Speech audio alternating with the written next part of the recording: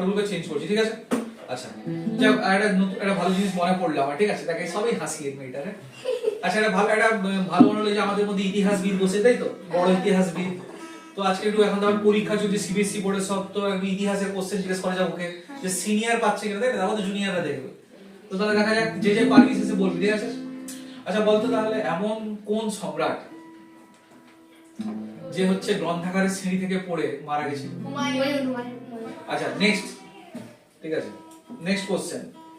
তো তাহলে বল দেখি, তোর এই নাম শুনেছিস, কালেজা খাকি বেগম?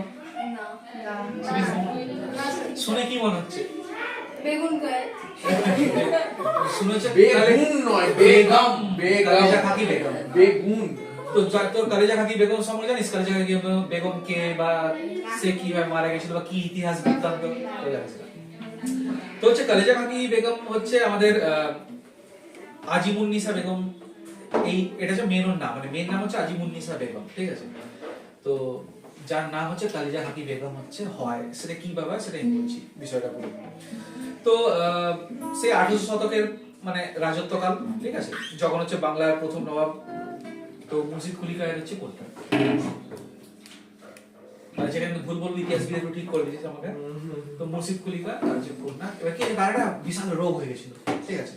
এবার তার রোগ হয়ে যাওয়ার ফলে কি হয়, তাকে হচ্ছে তাদের সমস্যা হচ্ছে ওই বিভিন্ন যে থাকে না, যারা ব্যাট ফ্যাট কি বলে, মানে তাদের কি বলে জানি না, যেগুলো মানে তান্ত্রিক, তাদের যে সমস্ত এগুলো থাকতো যারা এ করতো, তো তখন বলে যে ছোট ছোট বাচ্চা বা শিশুদের কালিজা মানে হৃৎপিণ্ড খেলে নাকি তার সেই ব্যাধি সেরে যাবে। তো এরকম করে এবার তার জন্য বাধ্য হয়ে নিয়ে আসতো, কেটে হৃৎপিণ্ড খেত। যাই হোক, এগুলো আমরা বই থেকেই পড়েছি বা মুর্শিদ ঘুরতে গিয়ে এটা শুনেছিলাম আমি ঘটনাটা, তাই তোদের বললাম। তো তবে যাসনি হয়তো মুর্শিদ গেলে তোরা দেখবি দেখাবি, ওইটাই বলি আপনি গেছেন বলে ওই জন্য বলছি তো, মুর্শিদ গেছি বলি তো, হ্যাঁ ঠিক আছে?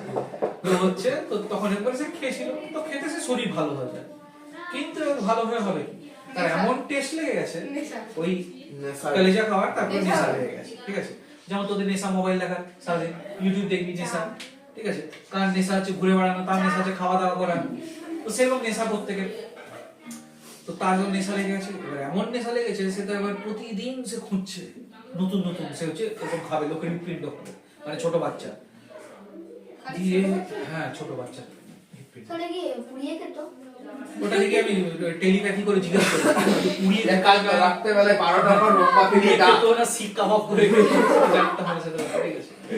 তো এই করে করে এরকম ভাবে সে এই করছে। এবার সম্রাট দেখছে এই তো বিশাল ব্যাপার, তো আমার মেয়ে খালি সবাইকে এরকম সাম্রাজ্য, তো আমার নাম খারাপ হয়ে যাবে, যে মেরে তার হচ্ছে হৃৎপিণ্ড মানে কালিজা খাইজা তাকে মেরে ফেলছিল। দিয়ে শেষে এরকম করে রাজা ফাজা তারা বিরক্ত হয়ে বললো না, একে আর বাঁচিয়ে রাখা যাবে না, ঠিক আছে? তো তখন তাকে হচ্ছে মনে হয় ওই জ্যান্ত কবরে ঢুকিয়ে দেয় বা কিছু একটা, মেরে ফাঁসি ফাঁসি দিয়ে কিছু একটা হয়ে, আমি ভুলে গেছি ময়নি। তো তাকে হচ্ছে কাটরা মসজিদের আমলে একটা ওখানে মুর্শিদাকে মসজিদ করে সিঁড়ির তলায় তাকে কবরে এই করে দেয়, রেখে দেয়। সব আছে, গেলে দেখতে পাবি, মুর্শিদ গেলেই পাবি দেখতে। এবার এবার ঢুকে গেছে, এই হচ্ছে আমাদের কালেজা খাকি বেগমের ইতিহাস।